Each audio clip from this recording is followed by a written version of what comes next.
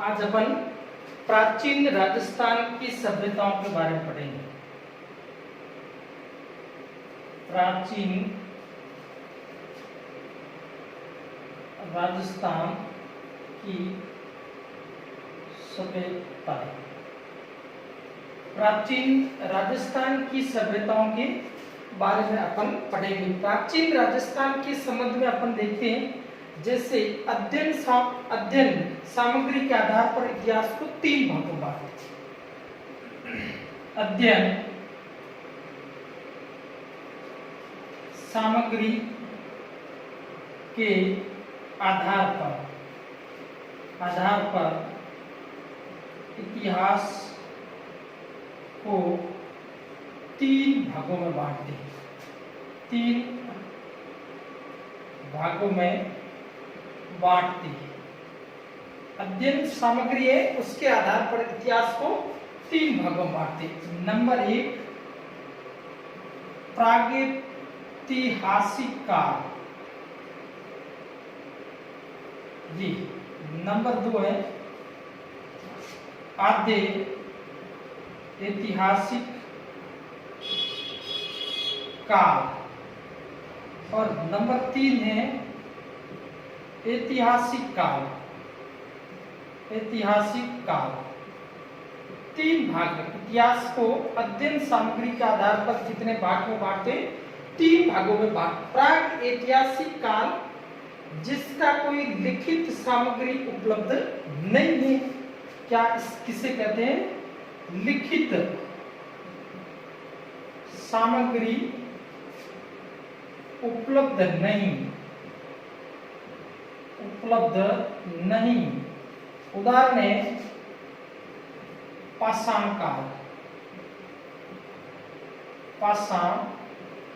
काल।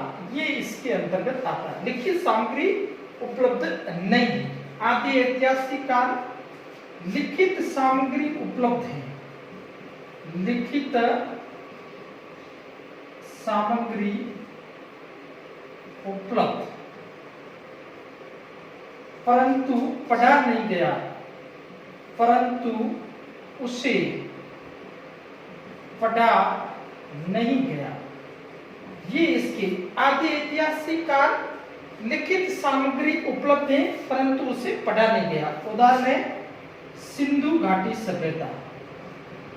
सिंधु घाटी सभ्यता ये इसके अंतर्गत आती है। ऐतिहासिक काल, लिखित सामग्री उपलब्ध और उसको पढ़ा गया। लिखित सामग्री उपलब्ध है और उसे पढ़ा भी गया। ये इसके अंतर्गत आता है, ऐतिहासिक काल के अंतर्गत आता है। और इसका उदाहरण है वैदिक काल, ये इसके अंतर्गत आता है। ये अपन इसका पूरा अध्ययन अपन इतिहास को पढ़ेंगे, उस समय भारतीय इतिहास में करेंगे। आज तो अपने प्राचीन राजस्थान की सभ्यता, इसमें भी अपन आद्य ऐतिहासिक काल से संबंधित सभ्यता अपने कालीबंगा जो है वह हड़प्पा सभ्यता, सिंधु घाटी सभ्यता का स्थल है। तो ये आप इसको लिख सकते हो। अध्ययन सामग्री के आधार पर इतिहास को कितने भागों में बांटते? 3 भागों में बांटा गया। अब अपन देखते हैं आगे इन सभ्यताओं के बारे में। राजस्थान की कौन कौन सी प्राचीन सभ्यता, उसके बारे में। प्राचीन समय में राजस्थान में किस किस काल की सभ्यताओं के बारे में जानकारी मिलती है, उसके बारे में अपन पढ़ते।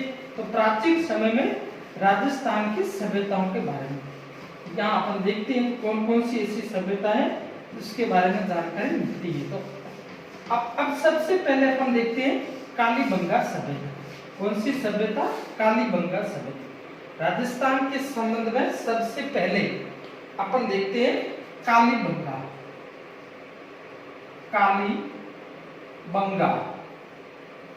कालीबंगा सभ्यता कौन से जिले में? राजस्थान के हनुमानगढ़ जिले में। ध्यान रखें, किस जिले में? राजस्थान के हनुमानगढ़ जिले में स्थित। हनुमानगढ़ जिले में स्थित है कालीबंगा सभ्यता। सीधा प्रश्न पूछ सकते कौन से जिले में? हनुमानगढ़ जिले में स्थित है। यह सभ्यता अभी पन्ने पड़ा कौन सा है? आधे ऐतिहासिक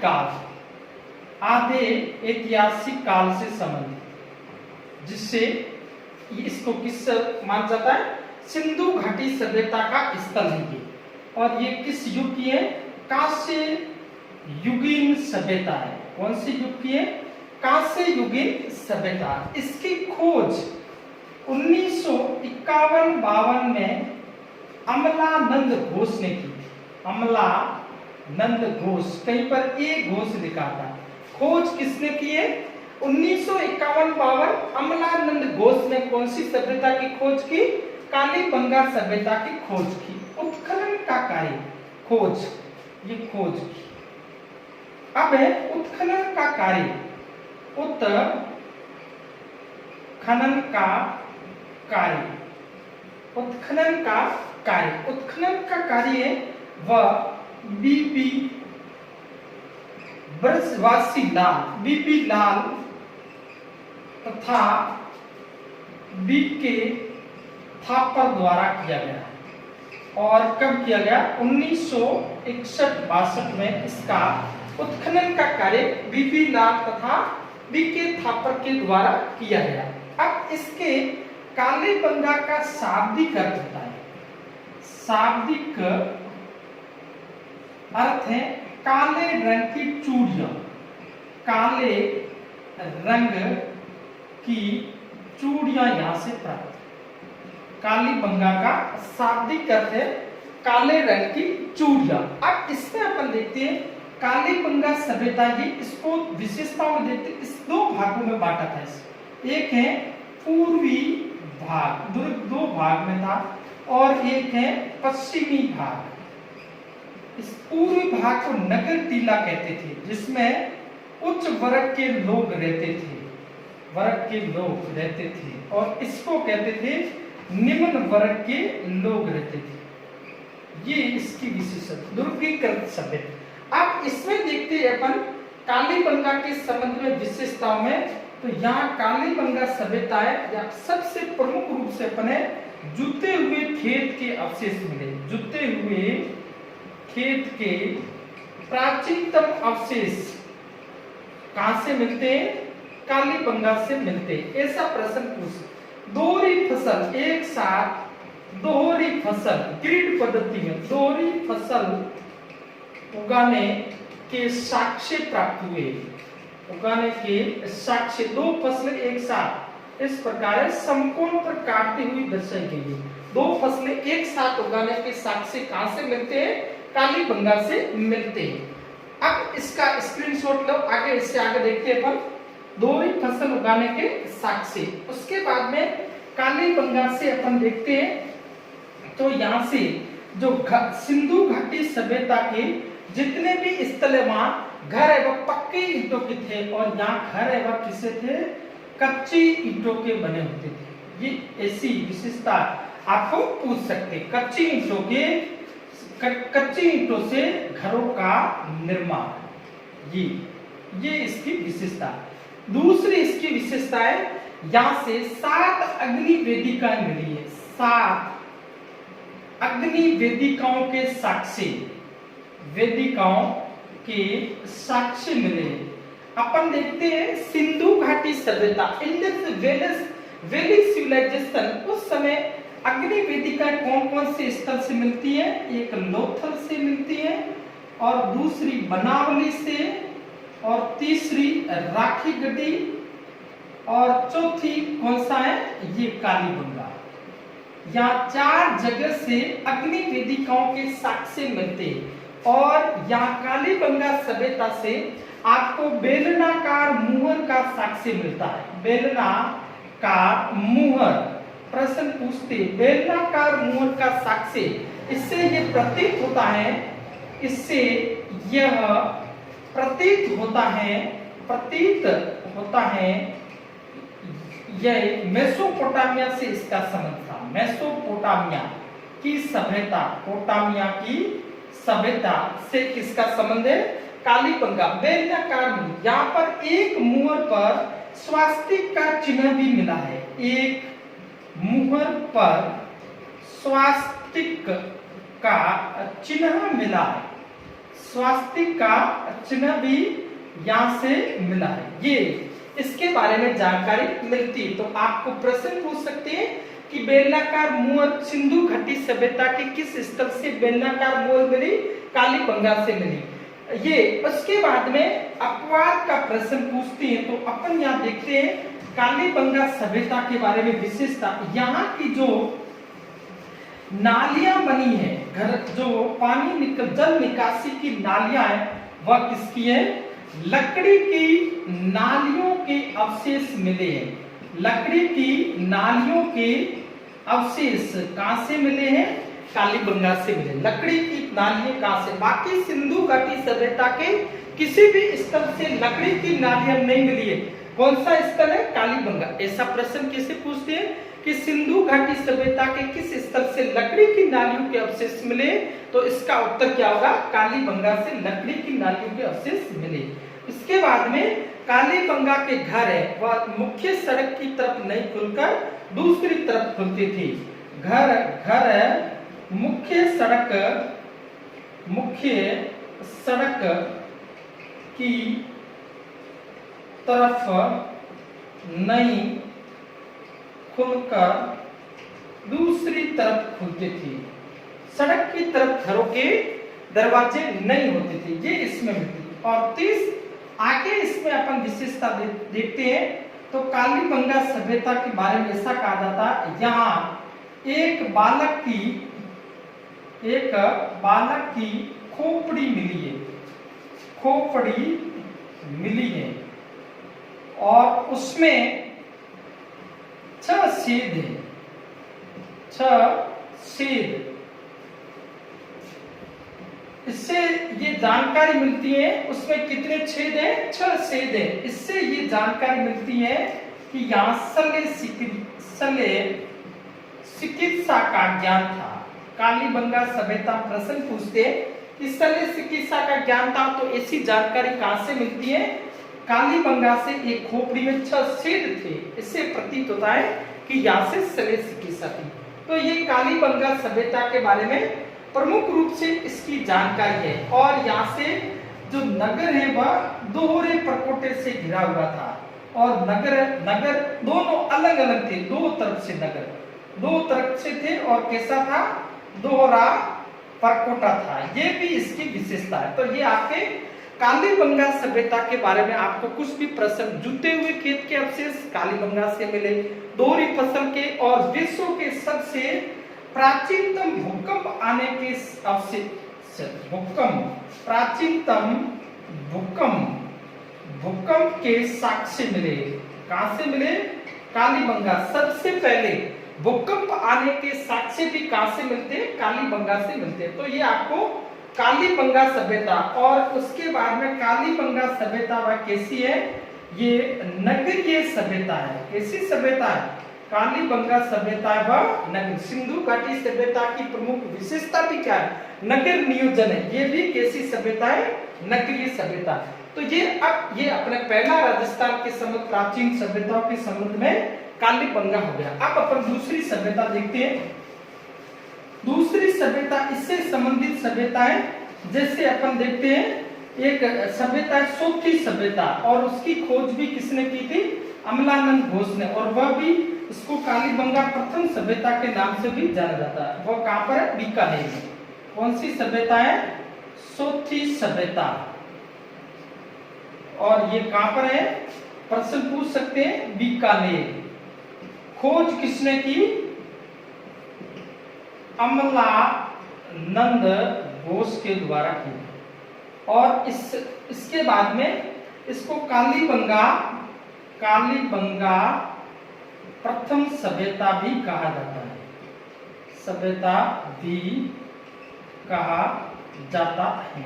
ये सोथी सभ्यता। उसके बाद में सावणिया तथा पुंगल सभ्यता, ये भी कहां पर है? बीकानेर में। ये ध्यान रखना, ये भी सभ्यता कहां पर है? सावणिया तथा पुंगल सभ्यता, ये भी बीकानेर में। अब अपन प्रमुख दूसरी सभ्यता के बारे में पढ़ते हैं। तो अपन देखते हैं दूसरी अपन देखते हैं आहड़ सभ्यता। कौन सी सभ्यता? आहड़ सभ्यता या आयड़ सभ्यता। आयड़ या आहड़ सभ्यता। आयड़ या आहड़ सभ्यता ये कहां पर स्थित है? सीधा प्रश्न आपको पूछेंगे तो कहां पर स्थित है? उदयपुर में है। ये कहां पर है?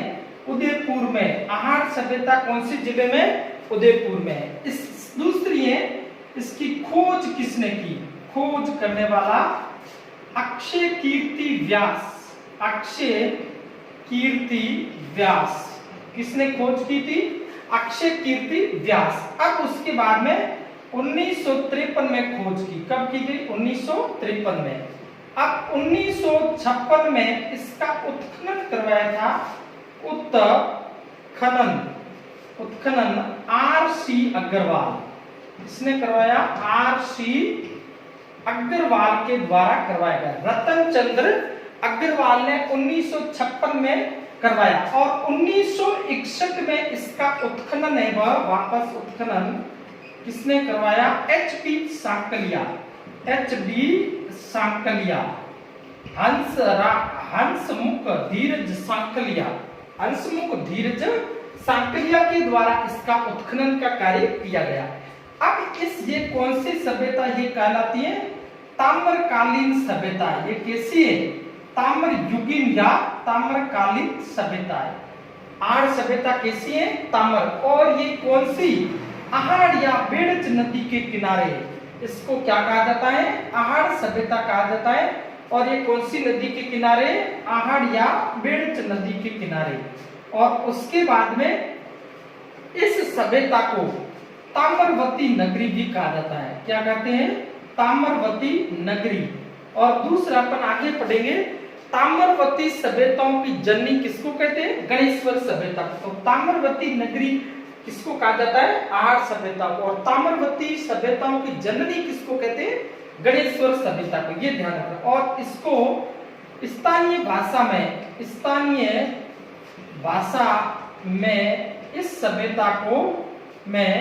इस सभ्यता को धूलकोट भी कहा जाता है। इस सभ्यता को क्या कहते हैं? स्थानीय भाषा में इस सभ्यता को धूलकोट के नाम से जाना जाता है। और उसके बाद में 10वीं तथा 11वीं शताब्दी में इस सभ्यता को आघाटपुर या आघाट दुर्ग सभ्यता भी कहा जाता था। तो इसको क्या कहते थे?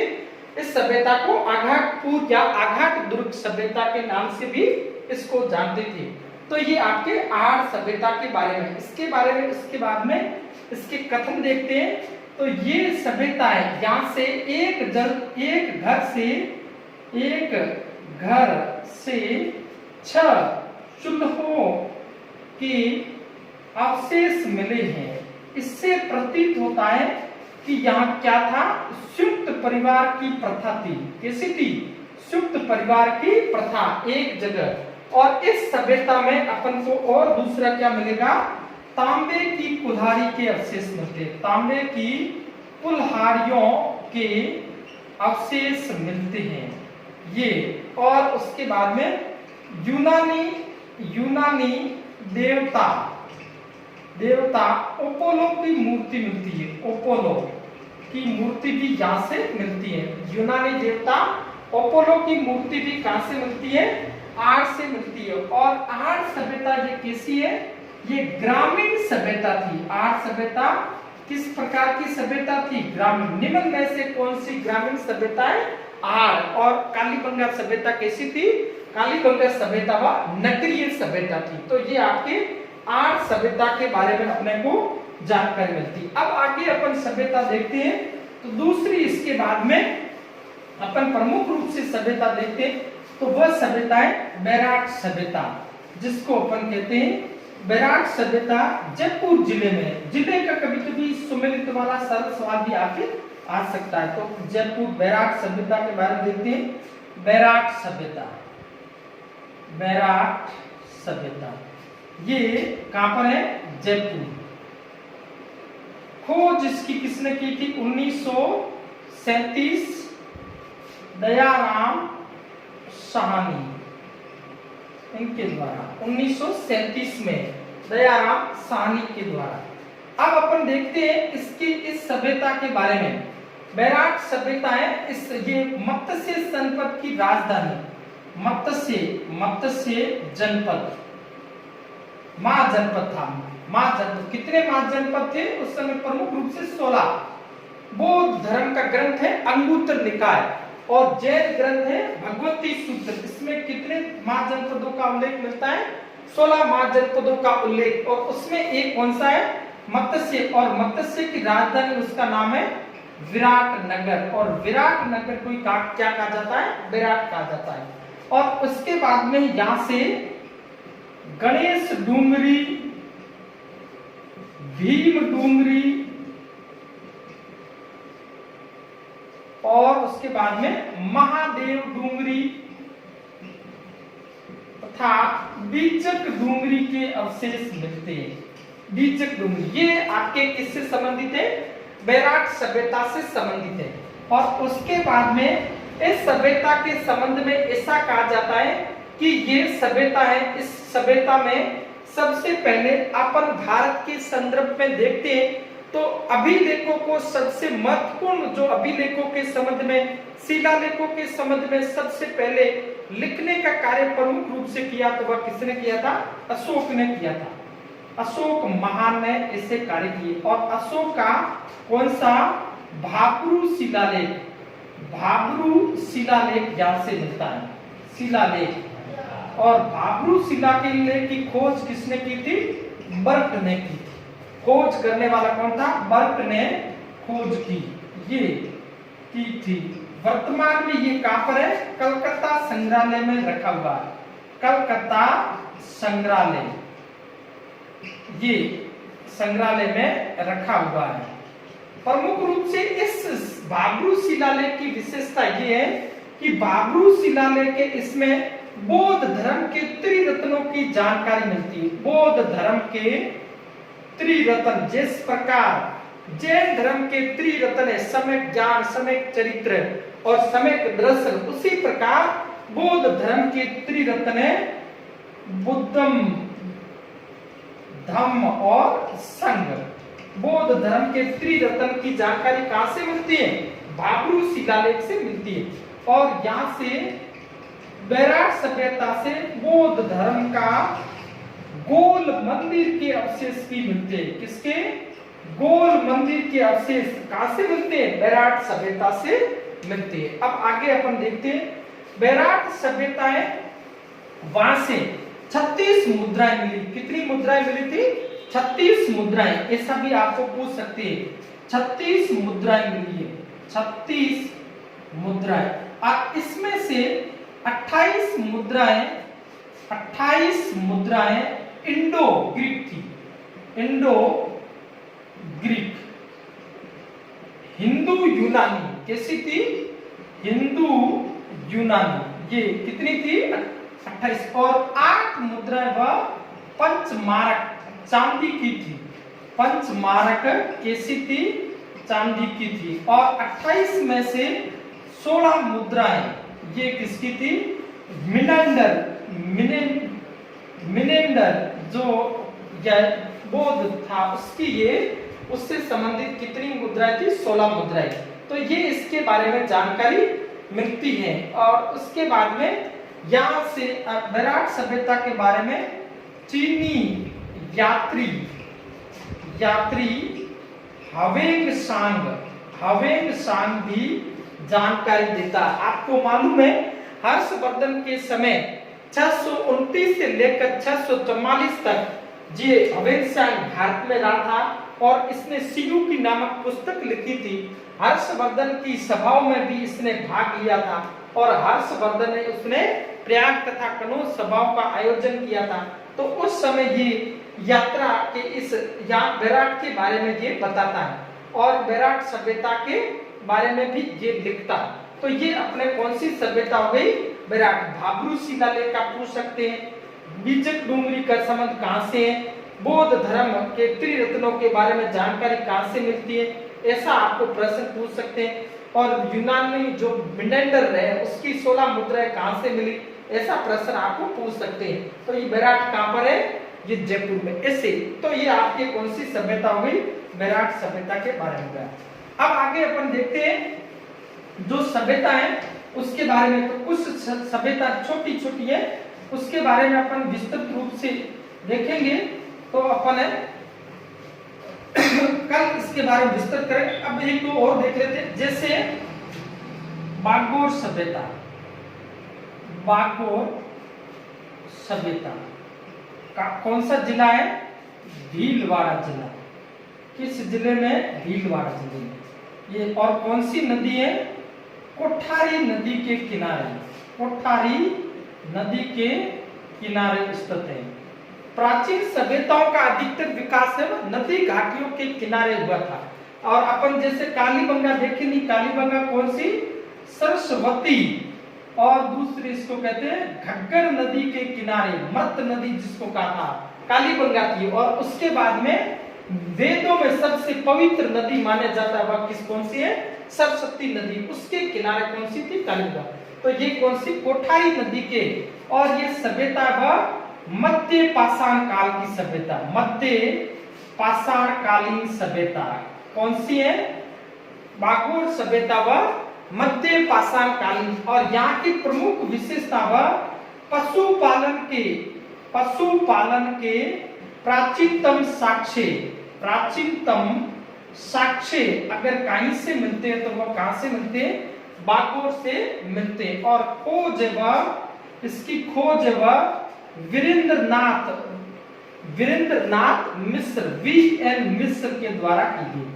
वीएन मिश्र पूना विश्वविद्यालय के प्रोफेसर थे। वीरेंद्रनाथ मिश्र पूना विश्वविद्यालय के साथ वीएन मिश्र ने इस सभ्यता की जो खोज का कार्य किया था। तो ये आपके बागोर सभ्यता से संबंधित। अब उसके बाद में अपन देखते हैं प्रमुख रूप से गणेश्वर सभ्यता। गणेश्वर सभ्यता कहां पर है, सीकर में, सीकर जिले में कौन सी सभ्यता, गणेश्वर। और गणेश्वर सभ्यता इसको ताम्रवती सभ्यताओं की जननी कहा जाता है। सभ्यताओं की जननी के नाम से जानते। प्रश्न, ताम्रवती सभ्यता किसको कहते हैं, आर्ट को कहते हैं। और ताम्रवती सभ्यताओं की जननी किसको कहा जाता है, गणित। और इसकी खोज वह किसने की थी, प्रमुख रूप से इसकी खोज वह आर.सी. अग्रवाल के द्वारा की गई, आर.सी. अग्रवाल। उसके बाद में वीरेंद्रनाथ मिश्र, वीएन मिश्र ने भी साथ दिया। तो खोज करने वाले रतन चंद्र अग्रवाल है। दूसरी प्रमुख रूप से यहाँ है जो अपन सिंधु घाटी सभ्यता में, सिंधु घाटी सभ्यता में तांबा यहाँ से आयात किया जाता था। मोहनजोदड़ो और हड़प्पा में तांबा यहाँ से मंगवाया जाता था। मोहनजोदड़ो और हड़प्पा में तांबा कहाँ से मंगाते थे, गणेश्वर। और गणेश्वर वह कौन सी, कांतली नदी के किनारे, कांतली नदी के किनारे। और यहाँ से तांबे का बाण तथा मछली पकड़ने के बारे में, मछली पकड़ने के बारे में जानकारी मिलती। मछली पकड़ने का जो जाल है उसके बारे में जानकारी कहां से मिलती है, गणेश्वर सभ्यता से मिलती है। तो ये राजस्थान की प्रमुख रूप से। आगे अपन राजस्थान की सभ्यता है उसके बारे में, जैसे नगर सभ्यता है, नगरी सभ्यता, उसके बाद में रेड सभ्यता, मध्यमिका सभ्यता, भीलमाल सभ्यता, सुनारी सभ्यता, जोधपुरा सभ्यता, नलियासर सभ्यता, उसके बाद में नौ सभ्यता, वो अपन कल पढ़ेंगे। आज इतना ही। तो ये प्रमुख रूप से राजस्थान की सभ्यता। आगे वाला टॉपिक है वह कहां से, मछली पकड़ने के शंख की जानकारी मिलती है। तो ये आपको इसके बाद, इससे आगे है। अब जितना आपको पढ़ाते हैं उसको आप आराम से पढ़िए, उस चैप्टर को क्लियर करिए। मेहनत करनी है आपका, मेहनत नहीं करोगे तब तक आपको कुछ नहीं प्राप्त होगा। आपको एक, जैसे आपको मनुष्य का जीवन मिला है तो इसमें आप कठोर मेहनत कीजिए, बार बार ये आता नहीं है। इसमें जो मनुष्य ज्यादा मेहनत करता है वह हमेशा चमकता है, और जो निठला बैठे रहता है उसको कुछ भी प्राप्त नहीं होता। तो आपको मन लगा के जो भी कार्य कर रहे हो, जो आपका कार्य है उसमें मन लगा के उस कार्य को कीजिए। माना कि आप पढ़ाई छोड़ दिए, दूसरा भी कार्य कर रहे हो तो वो भी मन लगा के करना। किसी भी कार्य में आप ऐसा नहीं है कि उसको मन नहीं लगाना, आलस नहीं करना, ये नहीं होना चाहिए। आप पढ़ाई कर रहे हो तो पढ़ाई के प्रति इतने वफादार बन जाइए, उसके बाद में कुछ भी आपके लिए असंभव नहीं। इससे आगे अपन कल पढ़ेंगे।